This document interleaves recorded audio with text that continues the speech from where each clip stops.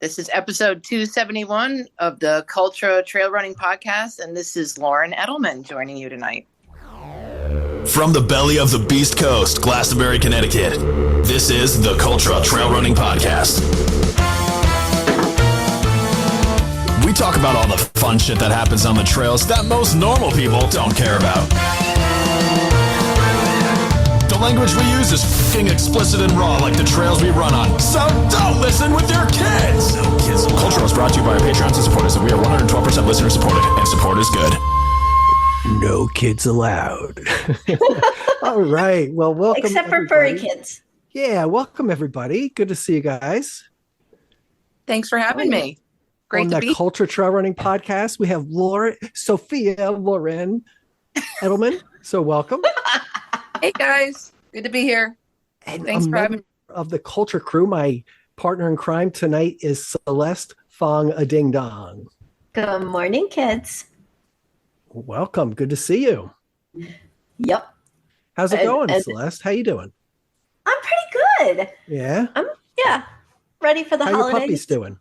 They're so cute. Yeah. I mean, they're naughty, but they're really cute. What did they do today?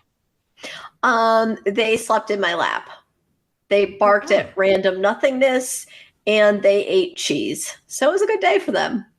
That sounds like what I did today. So, Seriously. Except I didn't eat the cheese. I just cut it.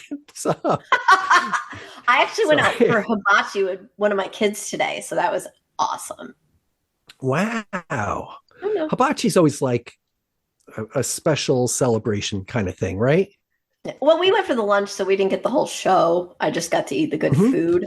But I love the zucchini from hibachi. It's my favorite.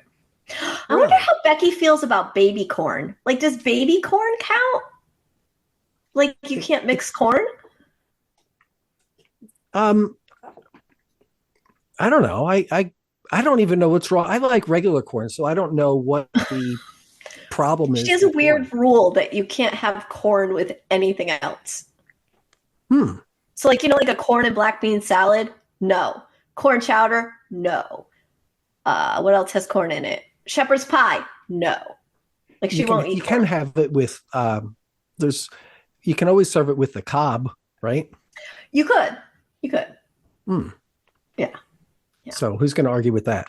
Anyway, this is like not the food podcast here, not the foodie podcast. So Lauren, welcome to Cultra. How are you?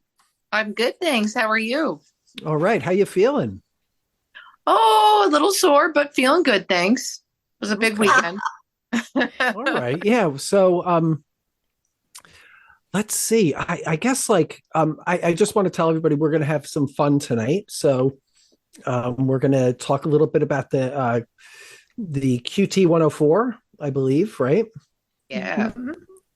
And we're going to talk a little bit about some other stuff going on.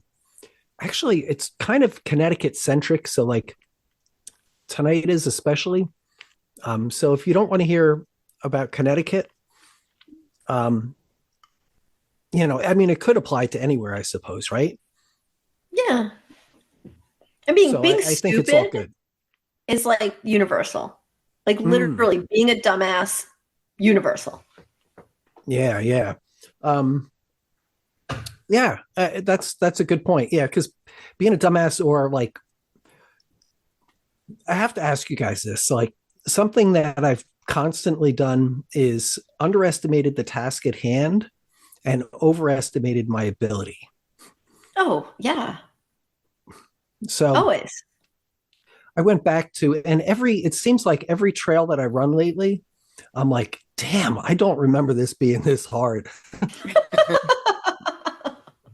Or I didn't think I remember this being technical, but not this difficult.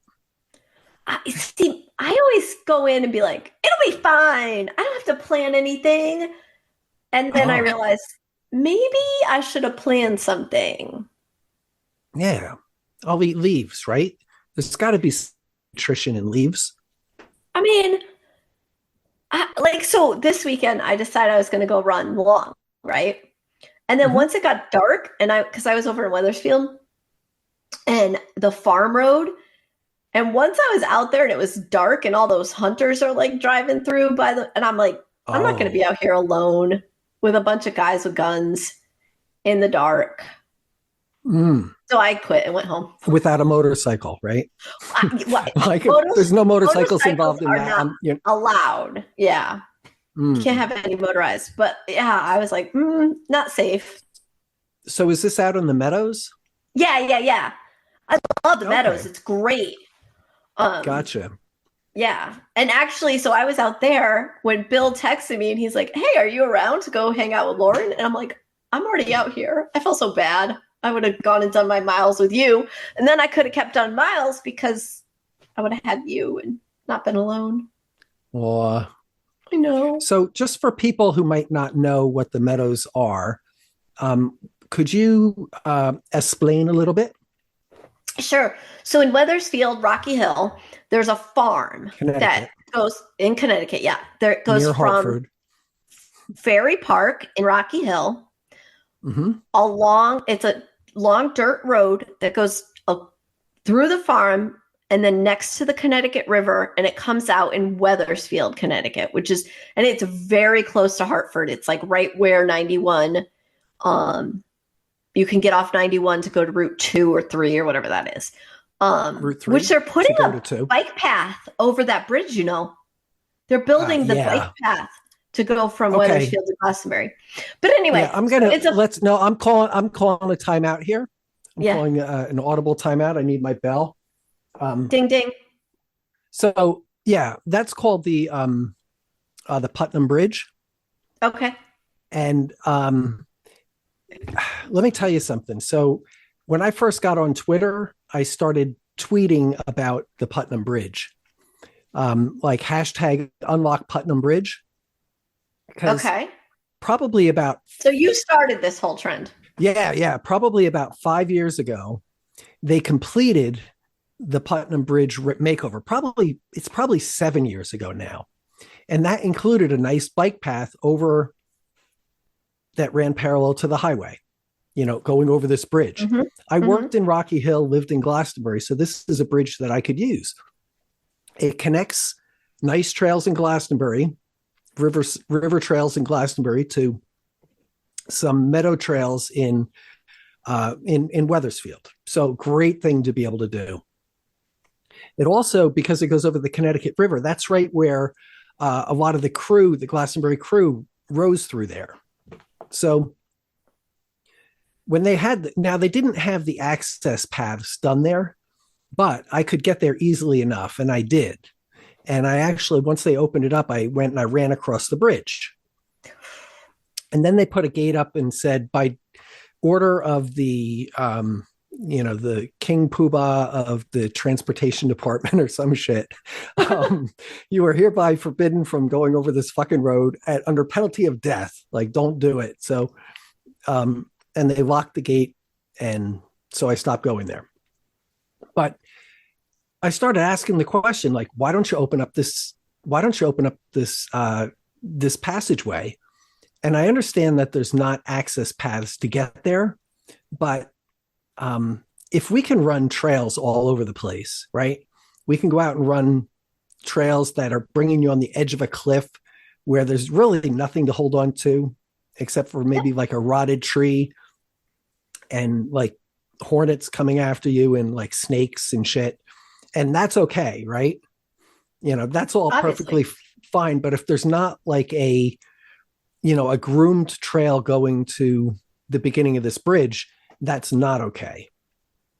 So I investigated. They've got a groomed path. Now they do, yes. Yeah, I might be the local legend of that. So, well, it's not open yet, is it? Oh, or is it? Is it open? No. Well, because they're still working over there. Yes, but you can still run it if you're. No. I mean, not that I would. I mean, where's Fred? Damn it. Allegedly. That's right. Well, anyway, yes. So this bridge has been there, and it's a trail. And I got pissed, and I started writing. I spoke to the governor at the time, and to lots of people in the Department of Transportation, and really raised as much of a stink about it as I could for a while. until I realized that they just don't care. Yeah. And because I knew that this was going to happen, I knew that they said it was going to take a year, and I knew it was going to take 7 or 8 years.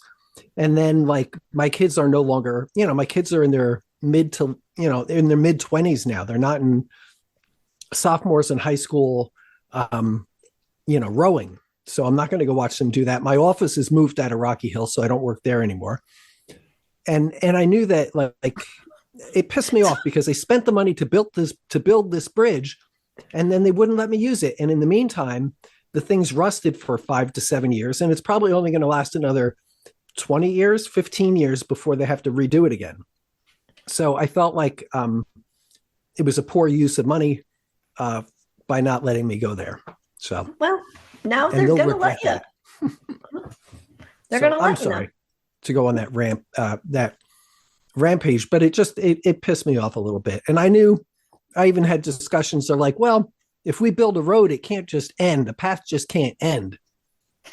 And I said, well, you guys build fucking sidewalks everywhere that go, in front of 4 houses and then stop. That happens all over town and everywhere. So annoying. So why can't you do the same here? So I ran up there in the dark. No problem. I could do that. So I ran up there in the dark in the rain with a bad headlamp. So, I don't know. If I could do that, they should have opened it up for me, maybe personally, or at least give me a key to the gate. There was something written there that said, we are doing this just for Art fucking Byram. So they heard you. Okay. All right. That's good to know. So I'm sorry. Now back to our show. Oh, well, no, the point was the meadows. It's very flat. It's like dirt. It's lovely. They have turf there, right? I mean, if you're, all our listeners have probably like turf lawns where they've had sod put in and everything like that. So this is where they grow professional lawns out there. They grow these huge acres and acres of sod, and then they harvest it, and then they bring it to your house in front of your mansion and put it there. Corn. I've seen corn there. I've seen broccoli there. I've seen green beans there. They have motocross there too. Yeah. They also have hunting season. So, because the Wethersfield Sportsman Association or whatever is there. Yeah. So you do have to be cognizant of that if you're running during hunting season. Because it's on the Glastonbury side too, because the river will meander over time. It will, weave its way and make oxbow ponds and different things like that. And it, so both sides of the river are actually meadows. Yeah, it's a beautiful area. It is, yeah. And they're actually underneath that bridge on the Glastonbury side. They're actually opening that up. There's a trail that on the Glastonbury side that goes from really Point Road, which is this little street in Glastonbury that goes out. It's flooded sometimes, but you go out there to the meadows, and then it goes underneath Route 3. And then there's a river trail that goes all the way to Goodwin College. Then once you get to Goodwin College, there's a bike path that goes all along the river all the way to the center of Hartford. And then you can take that up all the way up to the, I guess there's like a dump, the whatever it's called, the dump. Dump. They don't call it the dump though, whatever they call it. So, I was thinking about running like home when my car has to go for an oil change from Hartford to my house. So maybe that would be a fun way of doing it. It could be. Yeah. I mean, as long as it's not flooded, that's the only thing you have to worry about there, is that I run there all the time now from Goodwin College to, on Monday nights, I run from Goodwin College into Hartford to run the stairs with a group of people there. But there's great there's great things. And I got to tell you one other stupid story. So back in 1638, I think it was 1638 or something like that, there was a huge storm that, oh, now I'm going to fuck up the year of the storm. There was some year, there was a huge storm, like long time ago, not the 38, not 1938, because I know there was a big storm then that like hurt a lot of towns in Connecticut. But during this storm, it was so big that the Connecticut River overran its banks and it changed the course of the river. And when it did that, it actually left a piece of Wethersfield on the Connecticut side, so that the river moved towards Connecticut and left some land, moved towards Wethersfield and left some land on the Glastonbury side.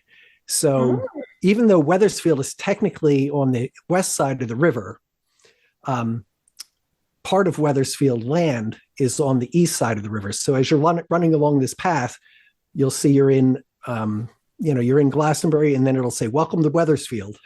And you go up another, 100 yards or 200 yards, and it'll say, okay, you're leaving Wethersfield, so, and Glastonbury has approached Wethersfield and said, hey, listen, dude, your fucking land is on my land. Okay. Let me buy this piece of property and keep it contiguous. And Wethersfield said, fuck you. We're not selling. So it's pretty funny that this piece of Wethersfield's actually stuck in Glastonbury. So you should go check out that trail. Goodwin College is doing a great job. And that's actually going to connect to this bike path coming over the river too. So, nice. And that should officially be open for everybody, I think sometime in the spring, allegedly.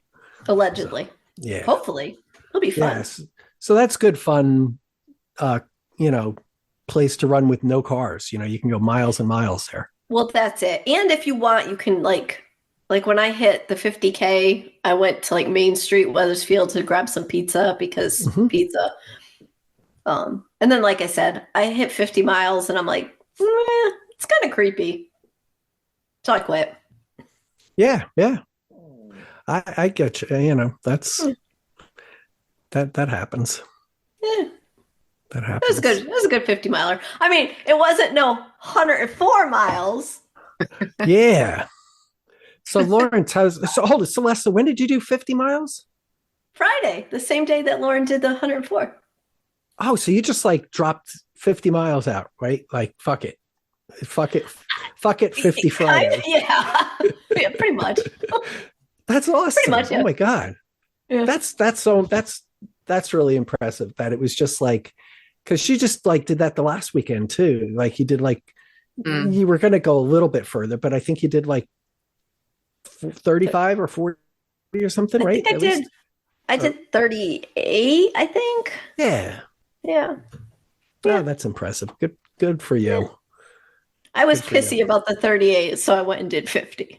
Yeah. I ran up and see, we're not even letting poor Lauren say a fucking word here.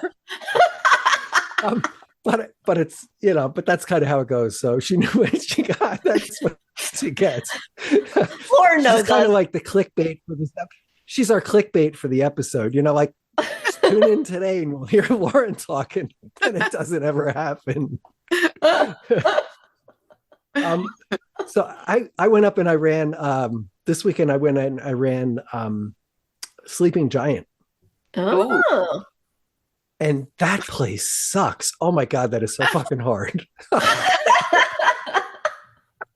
Oh my God. I was going up that. I started with like, I don't know, there were like 50 people. I think it was like the Trail Mixers meet the Ramblers.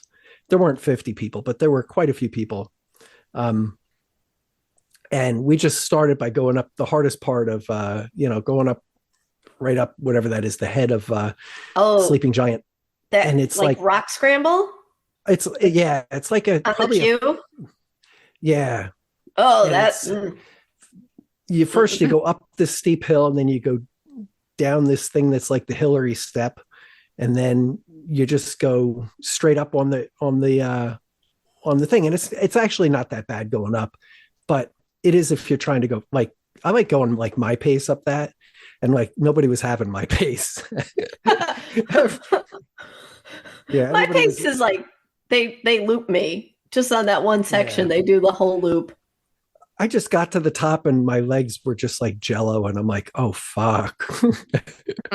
But it was fun though. I had a lot of, I think we did 10 miles and had like 3,000, a little bit more than 3,000 feet of climb. So It sounds about right for. yeah. And just Fine. technical is all shit, which Yeah. is great. I mean, there were also parts that were extremely runnable too, but just shout out to, I'm just always so impressed by remembering, I always forget, but just like the people who run in that area, like the Ramblers, Yep.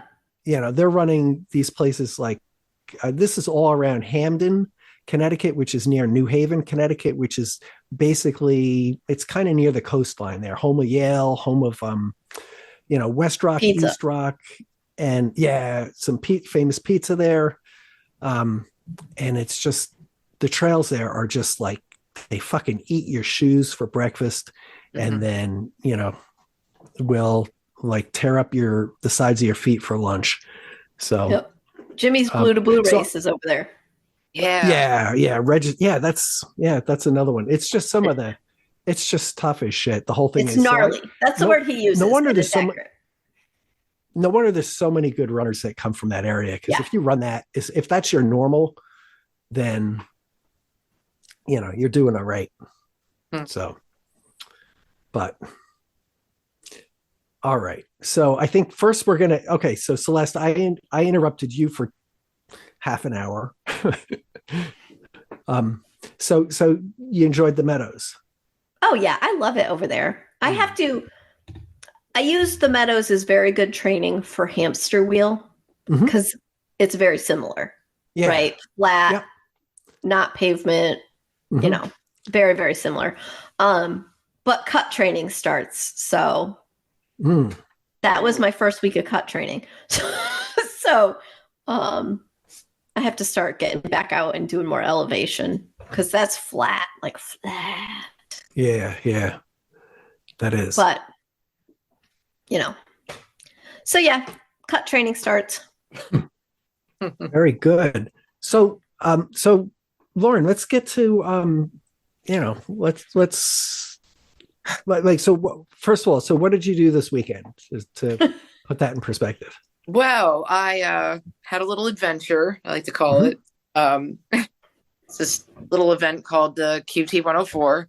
And I ran back and forth 20 times from Tate to Whitney on the Trumbull Rail Trail and accumulated 104 miles and got a dumbass buckle. So I'm really excited about that. Her first 100-miler. Very good. First 100-miler. So I got to ask this. Did you count how many laps you did? Or did you go by your watch distance? I knew exactly what lap I was on, and it's funny because, and I texted Celeste this at the end when I finished, my watch wouldn't upload. It took like an hour. I sat there for an hour waiting for the darn Garmin to sync. And, Tolerable Bill, who's, the creator, the, mastermind behind all of this, was like, well, we got to make sure you got 20 laps, because the rule is you can't leave and, and what if you leave and you find out that you didn't get enough laps in and then it's over. So we had to sit there. I was telling him I know exactly how many laps I did, give me that buckle. Give me that buckle, motherfucker. Okay, I have to ask you. You know exactly how many laps you did. You know exactly how many miles you did. I want to know, do you know how many times you said, fuck you, Bill, for coming up with this? Oh, a number of times, especially, once darkness set in and, they're long nights right now. Oh, yeah. It's longer night than day. Yeah, there were a number of expletives said. Not so much Bill. Bill was very good about taking care of me with food and stuff. So I was nice. He had donuts in the morning and coffee and and he ran 48 of those miles with me. Oh, so he's such a good boy. Too bad. Yeah, he's a good boy. For he's this is what happens when you date, an ultra race director, I Oh yeah. crazy You adventure. start hanging out with idiots, you start doing idiotic stuff. Yeah. Now, did anybody else do this, or were you solo? No, because I heard through the grapevine that no other women had done this, and I wanted to be the first one. So I kept this, pretty quiet, leading up to it, and also just to take some of the pressure off. I have another 100-miler coming up in March, the Pistol 100, and this was obviously great training for that. Similar, so it's like a rail trail too. So, this was a great opportunity to get out and just see if I could master the distance, and also just, have, a little bit of some bragging rights, It's kind of cool to be the first female, to do it. Awesome. I didn't realize that was the case. Why was I thinking that somebody else did this? Well, some guys have done it. I know Andy Walker has done it twice, actually. Which, I mean, I did a marathon once during it, but it was prom day, so I had to go home to be mom. But so I did it, and here's the thing. I did. You're supposed to do 20. You're supposed to do 20 laps. I did 19 laps, and looked at my watch and was convinced that I had counted wrong and that I had the right mileage, because I think it added up to 105 or something. And I hadn't, when I got home, I finally counted everything. And then I was like, I didn't do this. So I went back and I finished. But it didn't count. Oh no. And Jimmy did it. And because he parked further, he parked in the middle of the parking lot. So he ran that every lap. So he went and did his by GPS, the final mileage. And Fred Marola was there, and he was not to be deterred. He was like, nope, it says 20 laps. I'm doing 20 laps and nothing will stop me, even if it takes. And so I went home because I was out of my mind. It was a lot of drama going on. So no. Yeah, it's true. And I went home, but Bill stayed and it was the day that we did it, it was hot as hell. It was just brutal. Chocolatey Chip was there. JJ Duran was there. And we had a bunch of people. I think Pom Pom was there. She ran a couple, she ran a bit, and it was a good time. But it was brutally hot. I think that was the first time I ever officially got hyponatremia. That's when I told Fred, I said, because I drank all day and I had it dialed in, but then I kept drinking at the same rate overnight. So by the time morning rolled around, I was convinced that I had hyponatremia. So I told Fred that. So, wow. So tell us about your run. So how did it go? Weren't you talking to yourself too? I listened to that episode to prep myself. Talking to myself? Yeah.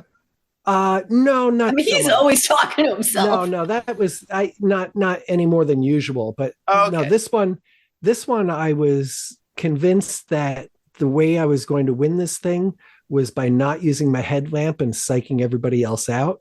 That's right. So I didn't use my headlamp, and I'd come up to Jimmy Mack and he'd dude, where's your headlight? And I'm like, nope. I don't need that. I don't need any stinking headlamp, And then, I ended up using one because some parts of that are just dark, But it was, I don't know. Yeah, I can't imagine doing that without a headlamp. It does dark. Yeah. No, I ended up using one. So was it icy at all, or? No, it wasn't. The stars aligned. Pretty. The weather was perfect. Yeah, I just prefer that colder temperature. I can't imagine doing this in the summer. And that's part of the another reason I did it now. It's just, this is just what I like to run in. And it worked out. Like, I mean, I didn't have to, do clothing changes or, put a jacket on and off here and there, but that's really all I do. Yeah.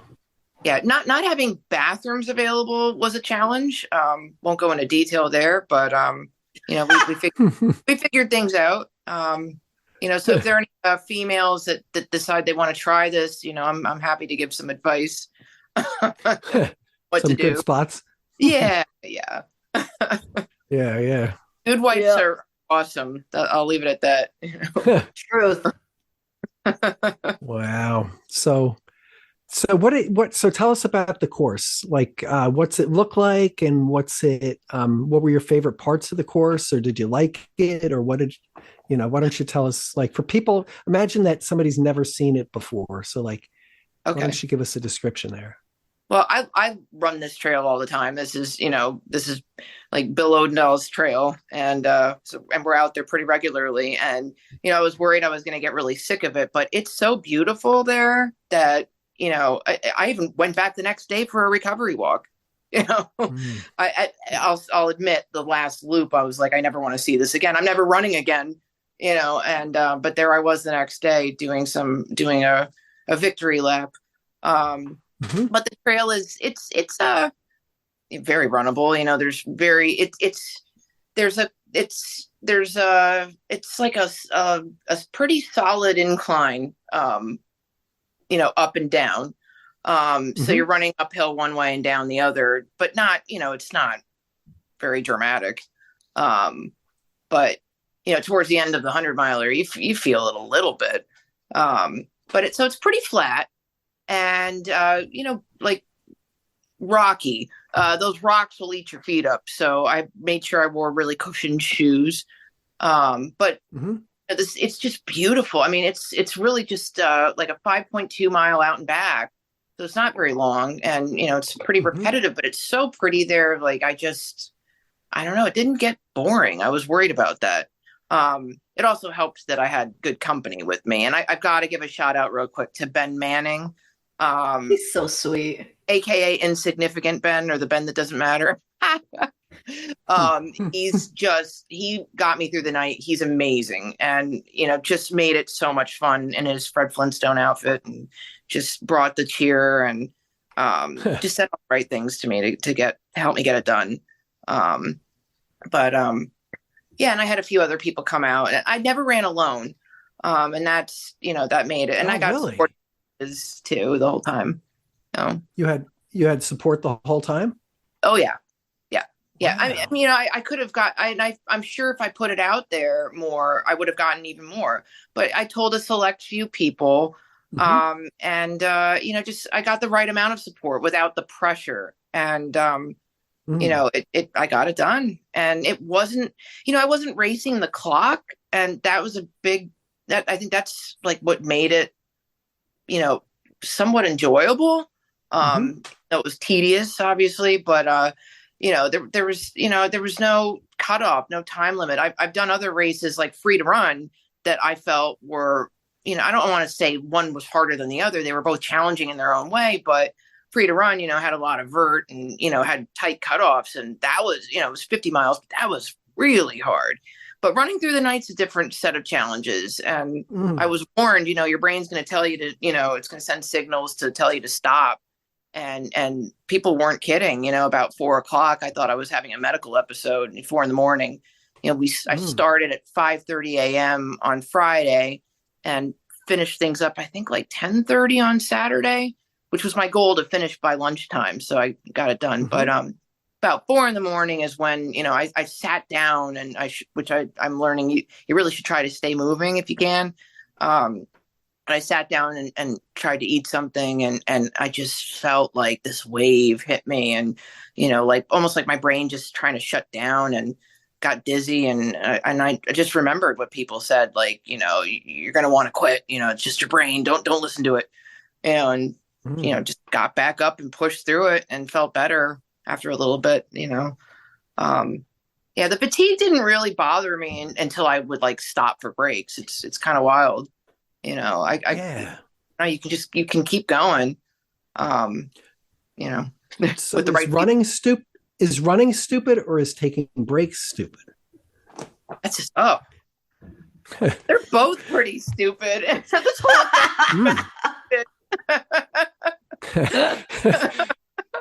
but fun, you know, and just, you know, what a cool way to, you know, challenge you know, I just love this whole you know, PRing and distance thing and seeing how far we can go, and you know, it's but you know, but so much fun. So cool. Yeah. You know, so what was the longest you had, you know, what was the longest you had run prior to this? Lake Warmog. That was my first ultra. Once again, thanks to Tolerable Bill. You know, I did. And for people who don't know, how far did you run that day? 100K. 100K. Okay. Yeah. Yep. Very good. That's a tough race too. You know, that's all on road and you know, has you know, pretty good cutoffs. So I just remember, like, that was stressful for me. I remember, like, every time I'd go through the loop, I'd ask Bill, "Oh my God, am I going to make it? Am I going to make it?" You know, so there was that stress. And you did amazing there. Yeah. Oh yeah. It was miserable. I had a lot of fun. That's where I met you, Celeste. I know. Yep. And apparently I saw you well, I didn't see you. I remember, like, I went into the Cultra aid station at the end, and I was hypothermic at that point, and I was done. It was mile 57, and I didn't care how far in. I was like, "You guys are crazy. I'm done. Like, this is," you know, I felt terrible. And like, I just went into the Cultra aid station. I just remember, like, Jamie Myler there, and Art. I heard your voice, but I don't remember seeing you. I was so out of it. And I got wrapped in like a blanket, and, you know, hand warmers thrown on me, and a poncho put on me, and someone gave me like an Aldi pie, and just, you know, and Jamie Myler, a hot Aldi pie. Yes, and Jamie Myler, hot Aldi pie. You ramble left to go, and then I saw Gandalf, who came back from the dead, run by, and it just reignited me. I'm like, oh, I guess I've got to finish. So, you know, it's funny how you know, it's just funny how we do this, you know, that this is such a we sport, even though, you know, it's not at the same time, but it was really cool. Yeah. So thank you, Cultra Aid Station, for saving my race, you know. Oh, that's you know, crewing and pacing is better than racing. So that's true. Yeah, we definitely enjoy that. So, you know, congratulations on Lake Warramug. And then also, you know, definitely congratulations on knocking out your own 104 miler. That's awesome. So do you know how many people in total ran with you? It was Bill, my friend Josie came out, Gandalf was there, Sally Campbell, Josh, I never know how to say his last name. Gadjan was there. Are you asking us? Yeah. For real? Yeah, ask us how to pronounce a name. And of course Ben Manning was there, you know, all through the night. He got me through the toughest part. Yeah, so, you know, a good handful of people, my good friends. Celeste, I got your messages too, you know. It was really heartwarming, and it was perfect. I mean, it really all came together just perfectly, and really had a good time. The thing that surprised me the most was about the whole experience was I thought I'd, you know, go to sleep like right after and take a nap, and you don't sleep normally for days. At least I do. No, you're like, they just keep going. It's like after being on a boat for a long time, you know, you still feel the waves, you know. It was like that. Like my legs just like still felt like they were going till about last night. Like I finally slept really deep last night. Yeah. But you know, it just take like 3 or 4 days, and you know, now I'm ready to go again. It is kind of like, I always find that it's like being on a bender after one of these things, because it's just like you feel fucking traumatized, and you're like, what? Wait, what did I do? Like you're kind of like waking up after a blackout or something. It's just Yeah. like, I remember being in the bottom of a car, like okay, so I was sitting in the back seat, and then I remember waking up on the floor of the back seat, and like everybody's yelling at me, and then like I don't remember anything, and then all of a sudden I'm in a different place or something. I do that, and then the first, as I'm trying to go to sleep, inevitably I jump out of bed imagining that I'm tripping over a root.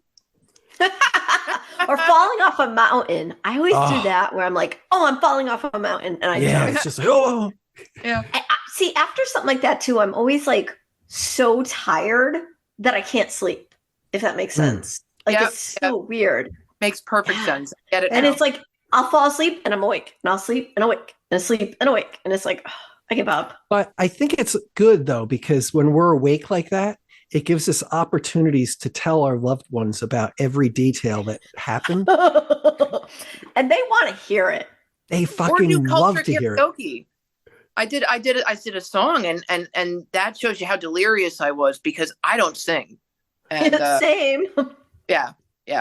But Tolerable Bill got me to sing a song, so I'm praying it doesn't get played. Well, boy. There's not much of a chance of that happening here at the Cultra Trail Running Podcast, right? I mean, So what did it go as you expected it to? I think so. I mean, like I said, the only real surprise was just the fatigue didn't really hit me until I would stop moving. Like a big science experiment. Like I'd never done anything like that before. Also, the physical pain, it wasn't, I mean, it was tough. I think it was more mental. But then again, I wasn't pushing that hard pace wise. I really took my time, like for once. I mean, I, like a lot of runners, I tend to go out too hard in races. And, this was just like, I very much made the effort to go slow the whole time. And, so the physical pain wasn't as bad, I think, as I thought. I mean, it was not easy either, but it was much more mental, much more mental. And, I learned to just really zone out with music and get it done and stay in my mile. And just, I don't know. It was a trip.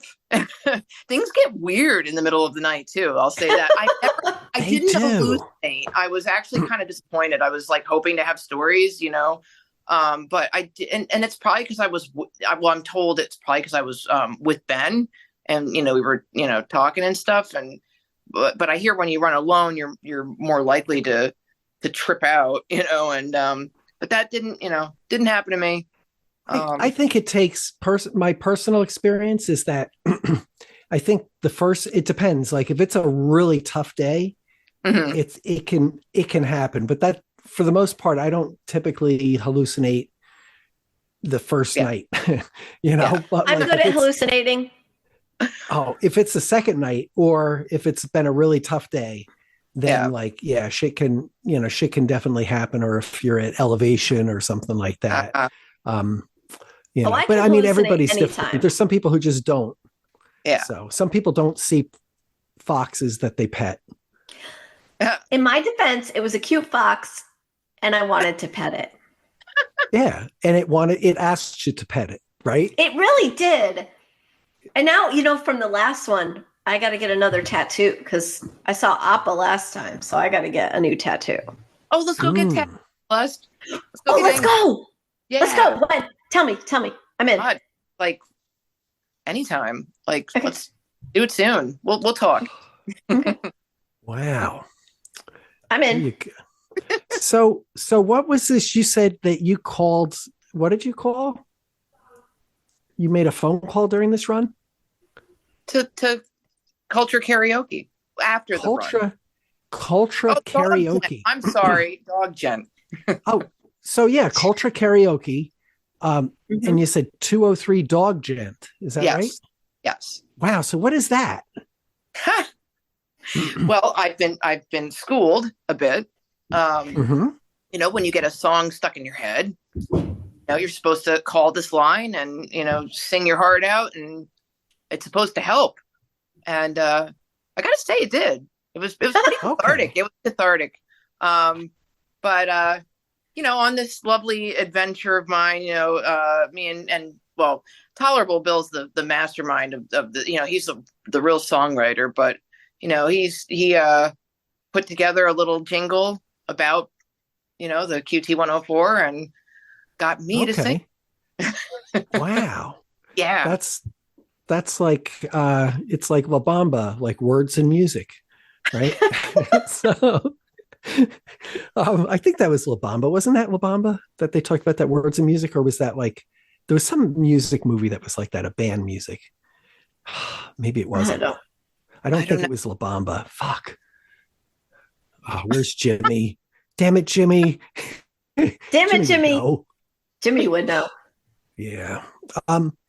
So this 203 Dog Gent, that's you're referencing, sounds just like the Cultra Karaoke hotline that we have for our podcast.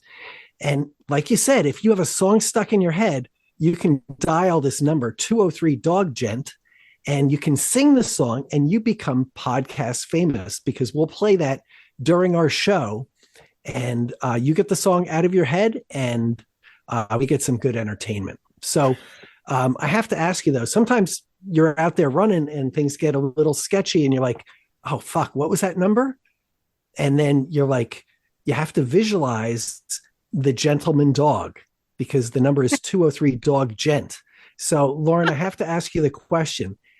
If I were to say to you, what does a gentleman dog look like? What do you envision when you think of a gentleman dog? Can you tell us what that would be? I feel like a cheater because I have like a sticker. I think Celeste gave it to me at Fall Fling, with a dog with like a top hat on. Okay, so you saw the movie, so reading the book is more difficult now to remember. Yeah. I get it. So so you think of that sticker when you think of a dog a gentleman dog. Is that right? Yeah, but that was kind of the image I had in my head anyway to begin with. Okay. So to be fair. All right, good. So maybe we can get that song and play it. That would be good, right? If we could do that. We will have to try that. So apparently I've already been featured on here a couple of times. Oh, you have? Yeah. You definitely have. Yeah. So let's give a listen now. Oh boy. At first I was afraid. I was petrified. Kept thinking I could never get through the QT 104 alive. But then I spent all fucking night running for so long, and it was long. And so I'm putting it in song, and I went back from Whitney to Tate. I really thought that running was becoming something that I hate. I should have changed my stupid socks. I should have stopped again to pee. If I had known that every pebble would be back to bother me. Go on now, go. Go down the trail. Just turn around now, 'cause this hell will never end. Wasn't I the one who thought this was a good idea? I wasn't humble, and I was ready to die, but I survived. It's QT 104. Congratulations to Julian Edelman for finishing the QT 104. All right. Very good. That was so great.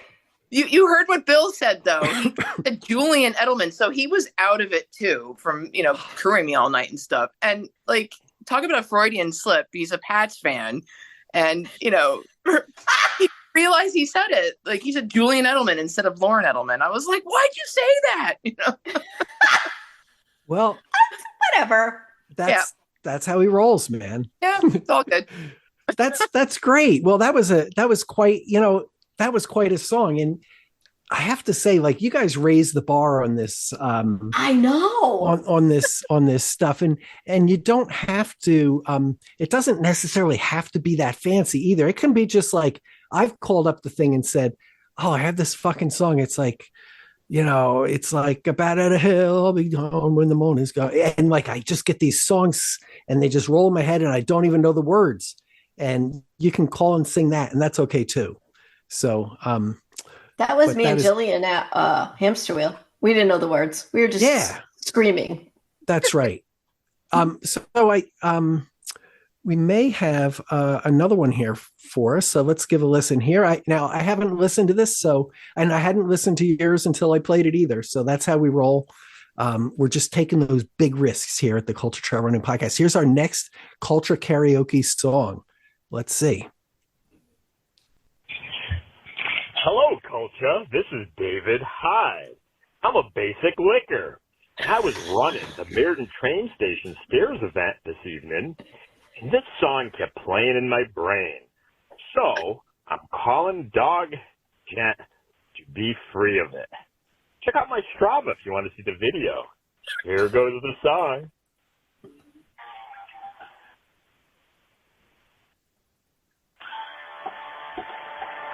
Working like a dog for the boss man. Working for the company. I'm betting on dice I'm tossing. Gonna have a fantasy. But where I'm gonna look, they tell me that love is blind. I really need a girl like an open book so I can read between the lines. All right. See, now that's some shit there, Mr. David Hyde. That is some graduate level shit right there. And that's what we love. So that was amazing. Thank you for that gift. See, now David Hyde, fucking rock star, hashtag podcast famous. You know, this is what happens when you're a basic liquor. That's right. You get all liquored up, you know, you get and then you know what? And then this happens, right? It's all fun and games, right? Until you pick up the phone and call 203 Dog Gent. So that's awesome. So make sure you give David some love and Lauren some love out there, or Julian. Calling her Julian from now on. And you don't have to be as talented as they are, okay? I mean, they're outliers, okay, people? They're like the rock stars of our generation, okay? So, you know, we don't all have the golden pipes like they do, but we can each do our own part, you know, to sing. You can sing like Dylan if you want, you know, it's all good here. You know, we welcome it all. Or the Doors. We like the Doors on this podcast, okay? So shots fired. So that's Culture Karaoke. And you know, once again, call 203 Dog Gent, and you too can become podcast famous. So now back to the QT 104. So yeah, we did that. I think when we did it was I'm thinking it was 2020. Might have been. It was during COVID. Yep. Yeah. Sounds about right. Because it was really a cool day, you know, besides the heat, you know. So I'm so glad that Bill put that together. And it was some good bonding that I think everybody did at that too. So we were concerned. Were you concerned about the police at all there or no? The popo? The fuzz? Not pigs? really. Were they going to show up? Sorry. Do we say pigs? Not or really. No, you don't say that anymore, right? It was just me and Ben Manning at night. So, we kept it quiet. Okay. Wait, Ben was quiet? Okay. I call bullshit. No, it was so funny. He had his speaker playing like Weird Al Yankovic, like Christmas music. It was hilarious. It was real. It was awesome. Made me feel like I was tripping out, you know? Oh my gosh. Yeah, that's great. I mean, because we had, I was concerned when we were doing it because the police would ride their motorcycle. You know, there was one officer who rode his motorcycle up and down the trail during the day a couple times. You know, now at a very relaxed pace. It's not like he was, weaving through traffic or anything, but he was just kind of checking it out. Yeah. And I was just convinced that somebody was going to see us running there. You know, it was in the middle of the summer. Everybody had pool, you know, there were swimming pools open and all sorts of stuff going on. I figured somebody was going to call the cops. So we knew that we were going to just tell everybody that we were looking for our dog. if they came out, and because we even had a plan B to go run at the high school if they kicked us off the trail. So I was going to say, no, we're going. We lost our dog. We lost our dog. His name is Cultra, and puppy. as a matter of fact, he's lost. So I have all these people are here helping me. How did he get lost? Well, we were canoeing. We were paddling our douche canoe down in the stream here, and it capsized, and the dog ran out. And we've been looking for him ever since. We actually set up a hotline for it, so you can call 203 Dog Gent. That's how you help find our dog. And so we had this whole story all set up, but. So anybody can use that story if you want. If you're ever in that situation, you can jump on that bandwagon if you want. They haven't heard it yet, so it's still. I'd be the idiot that jumped in to help find the dog and ran 100 miles looking for a dog that didn't exist. Because that's what I would do. Yeah, he might exist. So, were you worried about other animals? Yeah, we did hear. I think we saw like a coyote. Oh, BB. We heard barred owl, which was pretty cool. Those are my favorite to hear in the woods. Those barred owls. So. I saw a bunch of chickens on Main Street in Wethersfield. Really? There's just fucking chickens. I was going down near the cove. Yeah. There's a chicken. And then there's like 7. I was like, this is amazing. Can I pet the chickens? I didn't, but I wanted to. Yeah. I think that's fair, though. You can just the roosters. You got to just watch out for the roosters. And I'm not kidding.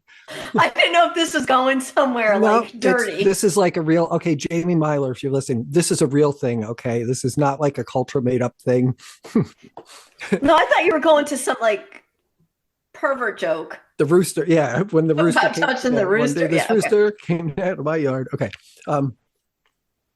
No, because the roosters will get territorial.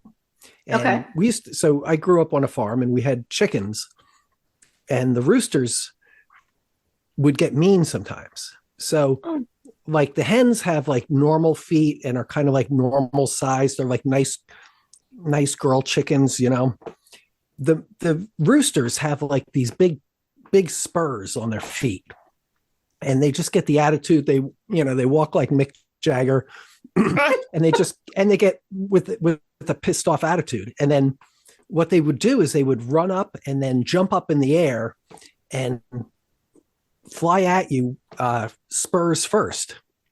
And so they would do this all the time. And, you try to knock them away. But we were like all under 10, all of us were. And my brother, one time, one of the chickens came up and went up and scratched over his eye, like scratched his forehead and then down his cheek a little bit with the spur. So we had a chicken dinner that night. Oh my God. So that's a true story. That was, his name was Tough Ox was the rooster's name. But yeah, he was just dangerous to us, dangerous to the family. And my dad was not having any of that. So, oh my God. So sorry if that is that traumatizing to people, you think, Celeste? Yes. I mean, I eat chicken all the time, but still. Well, no, that's real. I mean, right? I mean, that's partly why I'm a lazy vegan now. Okay. But yeah, that's a true farm. Okay, sorry. The stories we use are about animals explicit and raw. Yeah. Like the eggs. Eggs are good. Yeah. So did you see any animals, Lauren? Only deer. Oh, sweet babies. They were like bedded down. Like they were all like in their little nests, like sleeping on the side. It was really cute.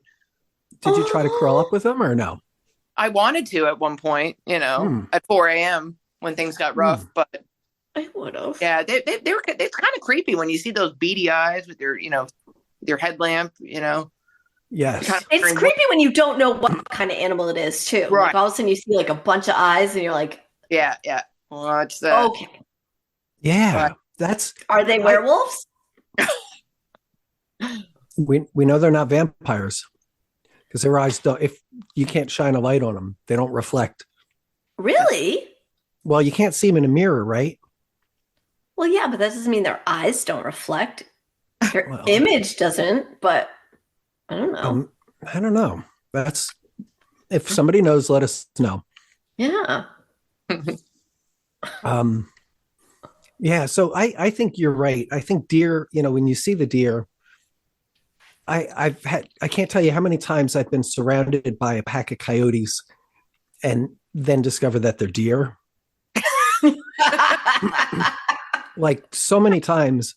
And then this last time I got surrounded by a pack of deer and it was fucking coyotes. Oh. That happened that happened on that river trail that I talked about for a half an hour at the beginning of the episode. Okay, now I really got to go on that trail. I want to see the coyotes.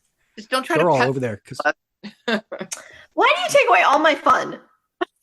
If I want to pet a coyote, I'm going to pet a coyote. You can. We'll Thank allow you. it. Thank you. You can take a selfie with them too. I would.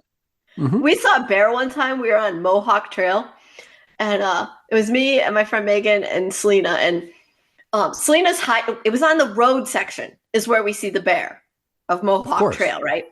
So Selena is like hiding behind this like convertible Sebring, and no lie, the driver was the crypt keeper from Tales from the Crypt. 1,000% it was him. Looked just like him. And Selena's hiding behind this car with this guy. And me and Megan are both like, let's go see the bear. And we're like trying to get close to the bear to get pictures. And we're like, that guy in that car is going to kill you a lot faster than the bear. The bear doesn't want anything to do with you. But that creepy guy. He'll kill you slowly. Oh, no, he'll just cuddle. The bear? It's cute. Oh, yeah. Megan and I went right up taking pictures of the bear. Wow. Wow. Yeah, that can be creepy. So, Lauren, have you seen many animals out running? When I did the run, I almost ran right into a bear. Yeah, but it got spooked, and before I could take my camera out and get a good picture of it, it was gone. So don't believe me, but it really happened. I swear. Oh, I believe you, because bears they don't want to be near us. No, they're smart. I never get pictures of plowing bears. through with a trail. He booked it when he saw me. You know what always scares me? Because it's like I for some reason just coming up on them is like a flock of wild turkeys. Right? Because all of a sudden there's something moving, because they kind of blend and everything, and then all of a sudden you see them and they're all like, and I'm like, don't attack me. They're like roosters. Yeah, that's what I'm saying. They're just like roosters, and they're a pack of them. My friend Sean got followed and I think attacked by a turkey. Geese too. Geese are mean. Mm-hmm. Yeah. They hiss and stuff. Yeah. Yeah. But so it goes. So Lauren, are you glad that you did 100? I'm very glad, especially when I think about the Pistol 100 that I'm registered for. Just knowing now that it's possible, I can do it. I feel a lot better about going into that race. Driving down to Tennessee to do it, and I think I'll have a time goal this time. And it'll be good to be to have like official support, and I think I'm going to go for 24 hours this time. So you could do it. Good. Now tell me about. Do you know what the course is like there? I hear that it's pretty flat. Besides, there's one hill that Bill talks about that is a challenge. It's steep. And is it an out and back? Is it a loop? Is it like a lollipop? Okay. Yeah. That sounds fun. Yeah, around right? the Who doesn't like lollipops, right? I mean, yeah. So how many miles per loop? Is it like one of those time, is it a time? Is it it's 7 out and back. I'm pretty sure something like that. And I believe that we can, put we can drop supplies out there. Okay. I've got to talk more with Bill about it. We've got some planning to, but he's done this race a bunch of times, and Yeah, I can put my faith and trust in his experience and just let him do the planning, Okay. Yeah, don't trust me to plan because that sounds safe, right? I mean, what could possibly go wrong? You're trusting your life with the dumbass. I mean, I think, right? I mean, that's. I mean, I'll tell you though, this is the one time that he said to me, "I'm not sure you can do it with the QT 104." And I mean, of course, it's like game on. Like now I'm going to show you, but every other race, like Lake Warmog, he was very positive, you should get out and try it. I know you can do it. And he was always right. But, this was the one time he had some doubts and I had to prove him wrong. And I'm glad I did. So good. Yeah. I mean, that's what it's all about. Like, I think there's lots of people who are like pretty certain they can do 100, but you never know. You just never know. I don't think. And you could do 30 of them, and the 31st you just can't finish because of something. Yeah, we all have that too. So yeah. No, that can happen. So I only lost one toenail. I was very, very excited. Oh, I have one falling off. Yeah, darn. Oh. Good when it happens though. Like it's a process, and it's always nice when it's gone. Yes, I just have two that are giving me the ugly look right now. So I have one. It doesn't even hurt. I just after the 50, I took my socks off and I'm like, what is wrong with my toe? And I'm like, oh, yeah, the toenail's no longer attached everywhere. That's fun. Yeah. Well, I think kind of like losing your first tooth. Like I feel like it's like, just something that comes along with ultras. So this was your first toenail loss, huh? Yeah. Yay! Wow. It's like so if you put that under Bill's pillow, you can. I would recommend that actually. Actually, I kind of double dog dare you. Yeah, I think that's the fair thing to do. It's like, the toenail fairy will bring you probably a new pair of shoes or socks at least, for that in the morning. Like or you can leave. At the very least, you'll get an Aldi pie. Yes. Yeah. That's right. Yeah. Aldi pie. That works. So I did have something else that we wanted to talk about was this Winter Wonder Blue Blaze Challenge, right? Yes. So, okay. Celeste, could you tell us something about, have you heard of this madness called the Winter Wonder Blue Blaze Challenge? Yes, let me bring it up. So, that's what she CFPA. Okay. So Connecticut Okay. Forest and Park Association, which in Connecticut, they do a lot of our trails. There's like over 800 miles of trails that they take care of in our state, and they're beautiful. And so what they're doing as a fundraiser this year is for winter, they've picked one trail from each, what's it called? I can't think straight. There's 8 counties in Connecticut, and they've picked one trail from each of the 8 counties. So there's 8 trails, and they range from, I think I say 4 miles to like a 10K. So they're all very doable trails. And I think it's $40, and you get a CFPA buff and sticker for your, swag. And I will put a link up on our Facebook page. But I think it's a great cause. I think that, for trail runners, we're out there all the time. We're using these trails, and it's a nice way to give back to the stewards who take care of it. Yeah. So yeah, that sounds I'm really awesome, right? Yeah. And when does it end? Like, do you know when it stops by any chance? It starts 12/21 and goes to December 21st through March 20th. So you have the entire winter to do those 8 trails. Okay. Yep. Good. That sounds really cool. That sounds interesting. So we used to, before there was a 169, So in Connecticut, they have this thing where if you run a race in every town, there's 169 towns in Connecticut. Yep. If you run a race in every town, it's a thing, and you get to be like royalty. It's like royalty. Yeah. Yeah. If you do it, there's a whole. You should see my crown. It's so pretty. Okay, sorry. Before that was around, we had something called the 8-county. Silk City had something called the 8-county challenge. And that was where you had to run 8 races and one in each county in the one calendar year. Okay. And so that was a predecessor to, I think, the 169 Debit Con or the Do Every Blessed Town in Connecticut is what they called it in the early days. Original. That's what we originally called it. Yeah. Yeah. So this is really cool. This is kind of like a spin-off on that. And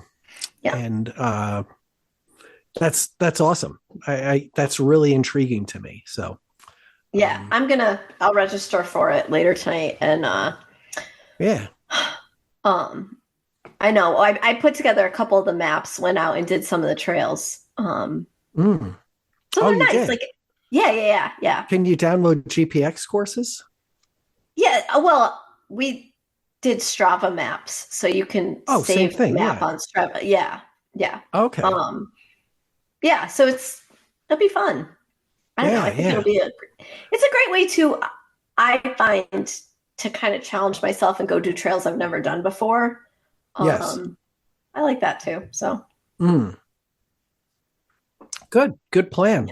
So get at it, and we'll have a link to that in the show notes, and probably also throw it up on Facebook too, because I'll put it on our Facebook page. It's that cool. So and I like to support local, like it's a local charity for us, but like so everybody out there, like if you're in Maine, like give to the the Gator Rehabilitation Program. That would be good. If you're in Canada, Canadian Trail Fishing Magazine. Help help all those good folks there, or wherever you are. Help your local trail organizations. So we say run locally, podcast globally. So I don't know.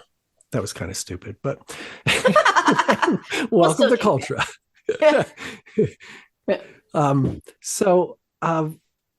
So Lauren, good luck on your next race. So that sounds awesome. Congratulations on the 100, and thank you. Excited to see what you take on next. So thank you so much. Yeah. Thanks for inspiring me. With your stories. Well, that's all they are stories now. No,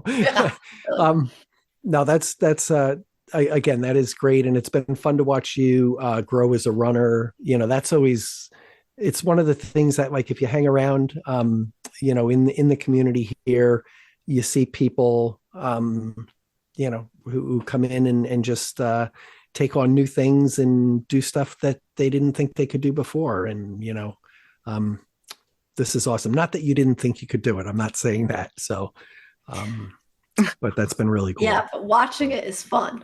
Like seeing people set these lofty goals and then reaching them. It's pretty wild. Yeah. Help from the community. Like it's nothing possible without, support and advice and all that good stuff. So you guys are awesome. And support is good, right? Yeah. Support is good.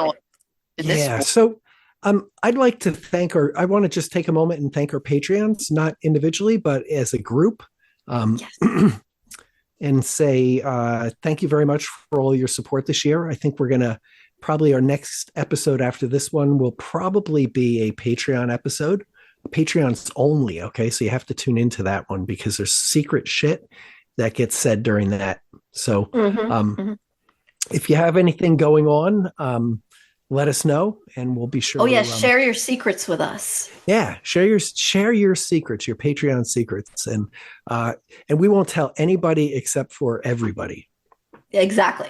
So your secret. Yeah, no, really. If you have any accomplishments or well wishes you need or whatever, reach out or paddle someone else's canoe. Okay, that's even better. That's what she said.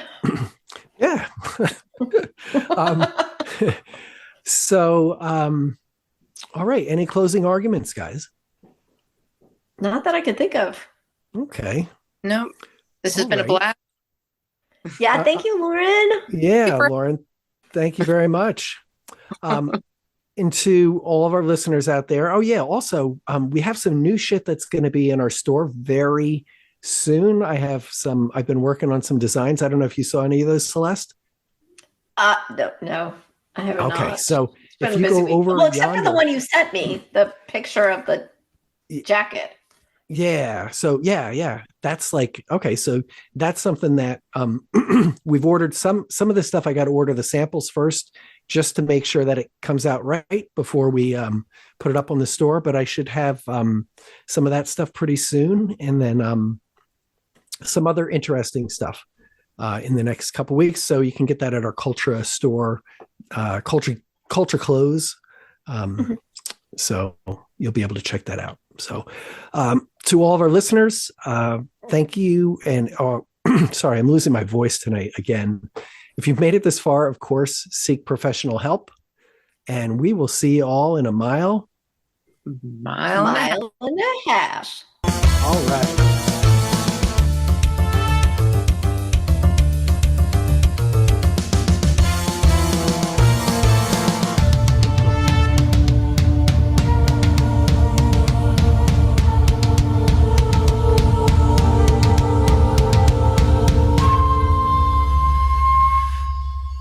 All right.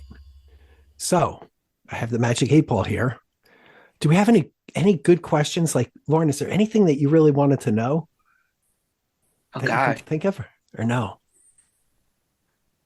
Oh, I mean, this is like, this Okay, is a wait. major this is a free benefit of being on the show, is that you get to ask the magic 8 ball a question. So, you could ask about the 24-hour thing. That's dangerous though. Like that's Yeah. like really putting it out there. Yeah. I don't know. I'm thinking of trying to do not the full cut, but the 50. Do it. Okay. I'm thinking about it. So let's put it in we need a question, a yes or no question.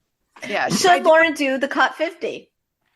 Okay. Should Lauren do the cut 50? And like the 8 ball cares about people. It's very humane and very trusting and loving entity. So we'll see what it says. It says, concentrate and ask again. So that's fair. It's like, I'm not going to say yes, and I can neither deny nor confirm that you should do that, because the magic 8 ball probably knows it's not even a real event. That's true. Doesn't even know what you're it's talking protecting about. us. Yeah, allegedly. Well, and it also wants me, it knows that I need to provide support for Celeste on her attempt. That could be.